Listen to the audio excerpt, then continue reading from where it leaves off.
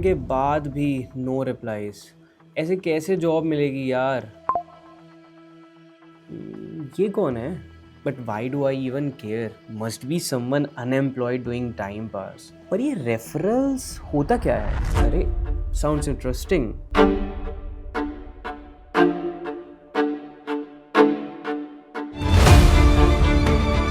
अभी कुछ एल्यूमनाइज को रीच आउट करता हूँ।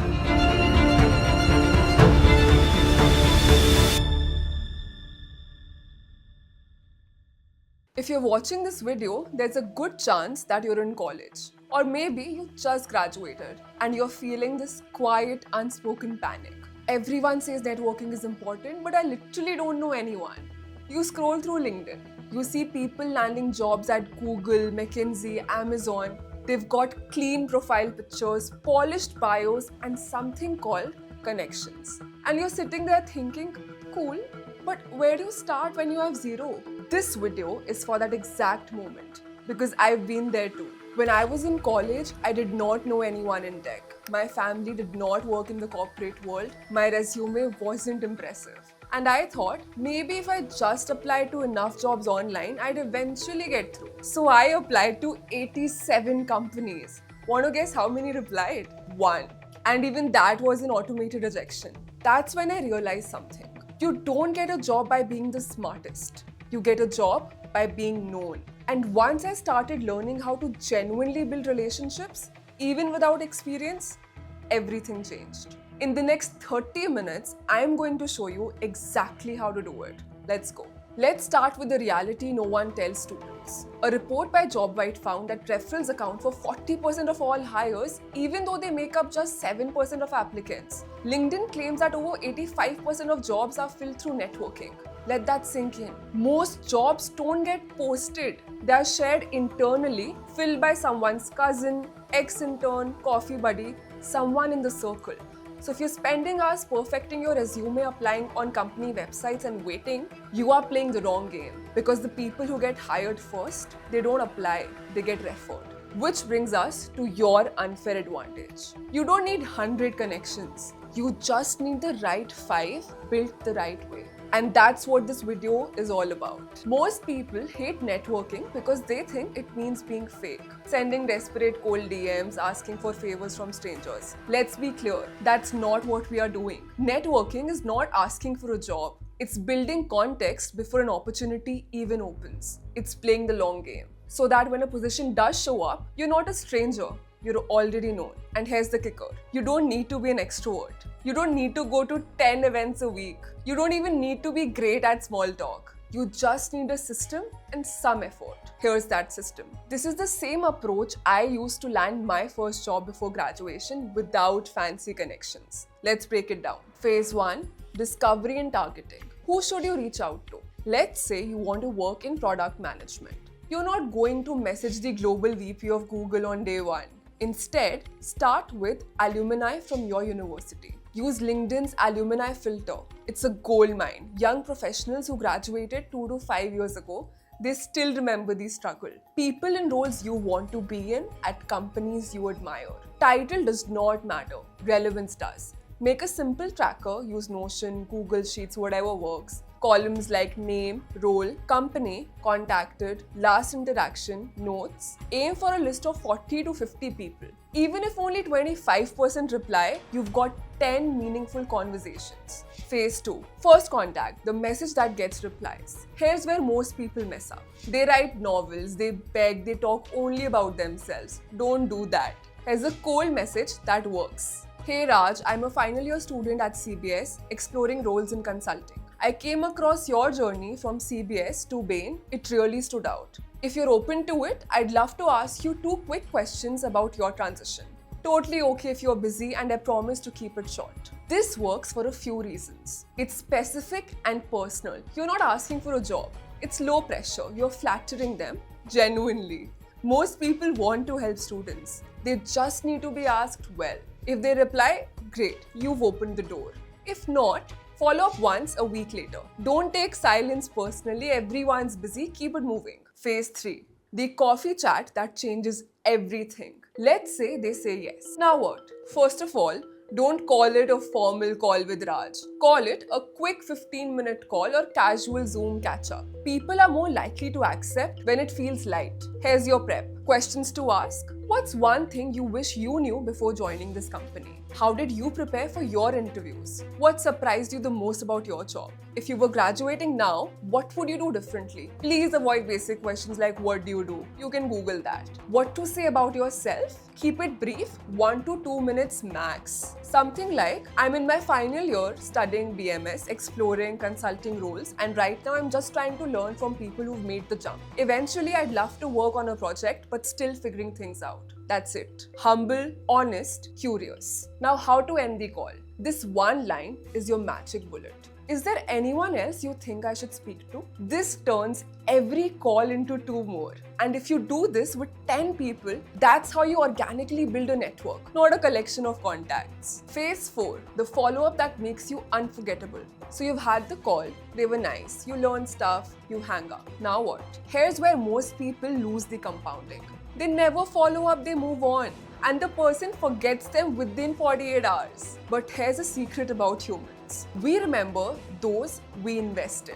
So your job now is to give that person a reason to feel invested in you, even just a little. Here's a simple 3-touch follow-up system. Touch 1. The same day thank you email. Keep it short, 3 to 4 lines. Something like, thanks again for taking the time earlier. I really appreciated you sharing how you transitioned from role A to role B. I especially liked your point on the culture there. I've already noted that down as my next step. Hope we can stay in touch. Personalized, action-oriented, and warm. Touch 2. 2 weeks later, small update. Let's say they suggested a portfolio revamp or reading a book or updating your resume. Follow up. Just wanted to let you know I took your advice and updated my portfolio or resume. Already seeing improvements. Thanks again. It shows you're not just talking, you're executing. Touch 3. 1 month later, add value. This is where most people freeze. They think, I have nothing to offer. But you do. Even if it's as simple as sending an article, tagging them in a LinkedIn post they inspired, or referring someone their way. Or say, saw this piece on a topic we discussed, thought of you. Let me know if you ever want to jam on it. By now, they know you. They've seen your name 3 times. You're no longer a stranger. You're someone they root for. That's how you become top of mind without being annoying. Section 4. Advanced tactics to build leverage faster. If you want to take it up a notch, here are 5 advanced plays that make you stand out even more. First, host. Don't chase. Instead of trying to talk to 50 people one by one, create a reason for them to come to you. How? Start a podcast, a mini YouTube series, even a Substack newsletter. Interview young professionals in your target field. Keep it simple. How I got my job in product, marketing, career deep dives, coffee chats with consultants. Now your outreach says, hey, I'm curating stories from recent grads for a short podcast I run. Would love to feature your story in a 20-minute call. It's flattering, it's purposeful, and it gives you the platform. Plus, once it's published, you can keep referring to it in future outreach. Leverage built. Second, create a permissionless project. This one's a cheat code. Pick a company you admire. Create something they did not ask for. For example, a landing page redesign, a mock marketing campaign, a UX teardown, an idea doc for their product launch, then DM the relevant employee or hiring manager. I'm exploring this industry and I really admire your company. I put together a quick breakdown of how I would improve a specific company problem. Thought you might find it interesting. Now, even if they don't hire you, they remember you. And most importantly, you just showed you're the kind of person who ships. That alone can open doors. Number 3, build publicly on LinkedIn. This is the best time in history to build a reputation for free. Just write 2 short posts a week sharing what you're learning, what you're building, career insights from your chats, mistakes you made while job hunting. Even a 500 follower audience can lead to DMs from recruiters, visibility from your network, warm intros you did not expect. And when people Google you, which they will find signal, not silence. Fourth, reverse cold emailing, the referral warm-up. Let's say you've now had a few calls, you followed up, the relationship is warm. Now, how do you ask for a referral? Simple.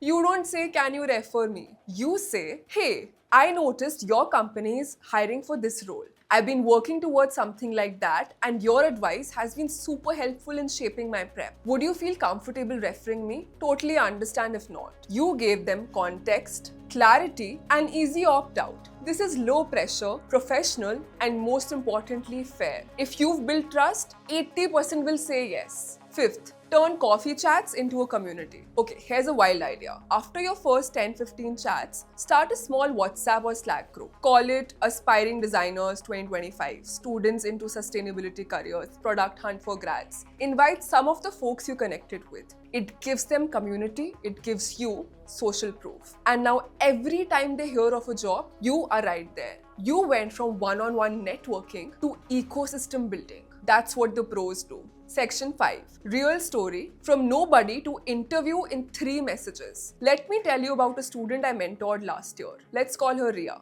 Ria wanted to get into edtech, specifically at a company like Duolingo. She had 0 referrals, her resume was average. We started with this. She found a PM on LinkedIn who had joined Duolingo 3 years ago. She sent a message using the script from earlier. Hi, I'm a final year student curious about PM roles in EdTech. I saw your journey from this college to Duolingo. Really inspiring. Would love to ask you 2 quick questions if you're open to it. They replied. They got on a call. She asked smart, honest questions, took notes, did not ask for anything. 2 weeks later, she sent a follow-up email. Thanks again, I've been reading up on gamification since our call. I also built a Notion doc with some ideas. She attached it. A few days later, the PM replied, hey, just share this with our recruiting team. They loved the initiative. Would you be open to an interview? And just like that, she got in. No resume, no job board, just context, value, and timing. Section 6, final thoughts. The one message that changes everything. Here's the part no one says out loud. You don't need to network with 500 people.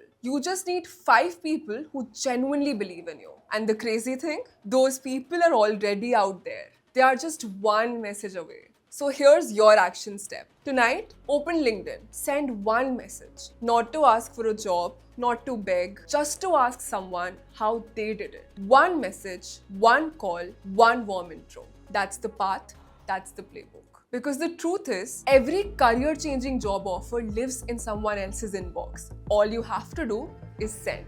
If this video helped you, I've got a free Notion tracker with messaging templates, coffee chat questions, follow-up timelines, my networking CRM sheet. All the links are down below. And if you are serious about building a career you love without faking it, hit that subscribe button. I'll see you in the next one.